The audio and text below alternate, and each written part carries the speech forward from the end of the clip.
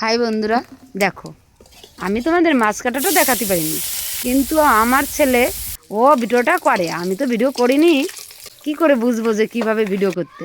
তাই তোমাদের মাছ ভাজাটা দেখাচ্ছি। তাই তোমাদের নতুন একটা রেসিপি রান্না করে দেখাবো। প্রথমে তেজপাতা দিয়ে, তারপর শুকনো লঙ্কা দিয়ে, তারপরে রসুনগুলো ঢেলে দিয়ে, রসুনটা ভাজা ভাজা করে মাছটা দিয়ে দিলাম। মাছটা দিয়ে নাড়াচাড়া দিয়ে জল ঢেলে দিলাম।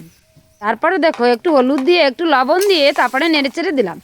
তোমাদের তো আমি দেখাইনি যে এই তরকারিটা কি দিয়ে রান্না করব।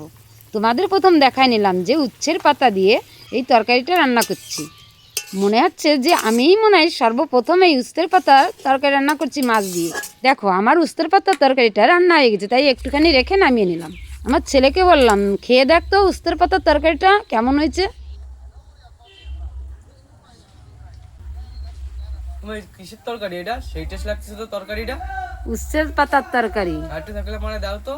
দেখো আমার রান্নাটা হয়ে গেছে। তোমাদের বলতে বলতে কত রকমের তরকারি রান্না করে ফেললাম।